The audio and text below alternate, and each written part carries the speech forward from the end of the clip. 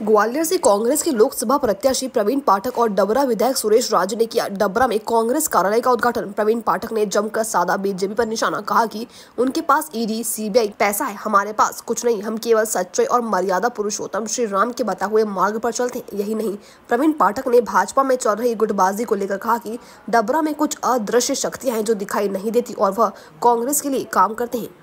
भगवान राम के वंश है। राम और रावण के बीच युद्ध हो रहा था, विभीषण जी देख रहे थे।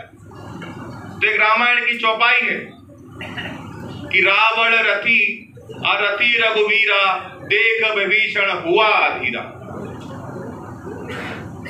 सुनिए कि नहीं? था सोने की लंका थी, बड़े बड़े राक्षस ऊपर मंडरा रहे थे और विभीषण जी ने देखा कि भगवान राम तो सिंपल है, पर घबराने की आवश्यकता नहीं है।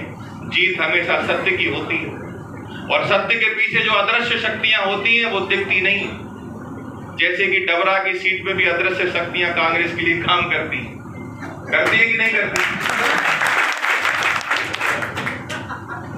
मैंने मुंह से बोलने का पूछा था, करती है कि नहीं करती? आपने ताली से बताओ, करती है कि नहीं करती?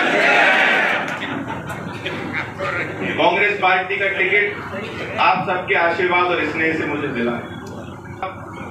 वो तो 1.5 महीने पहले उनका हो गया, बीजेपी वालों का एक एक चक्कर सब जगह लगाया है और आपका अभी हुआ है, कैसे करोगे? तो मैं हमेशा कहता हूं कि हमारी कहावतों में कहा गया है कि सब्र का फल मीठा होता है। हमारे कार्यकर्ताओं ने और हमने बहुत सब्र किया है, हमको मीठा फल मिलेगा। लोग कहते हैं वो तो बहुत तेज चल रहे हैं, तो मैं कहता हूं कि खरगोश की और कछुए की कहानी सुनी है कि नहीं? तो हम तो कछुए हैं, सत्य के मार्ग पर चलते रहेंगे, ना ईडी का सहारा लेंगे, ना सीबीआई का सहारा लेंगे, ना इनकम टैक्स का सहारा लेंगे, ना धर्मी बनेंगे। हमारे तो खून में जो कांग्रेस पार्टी है, जो राष्ट्र के प्रति समर्पण करने का भाव हमको देती है, उस राष्ट्र के समर्पण के भाव पर अपने पूरे चुनाव को लड़ेंगे। कई सारे लोग डबरा से मेरा प्रचार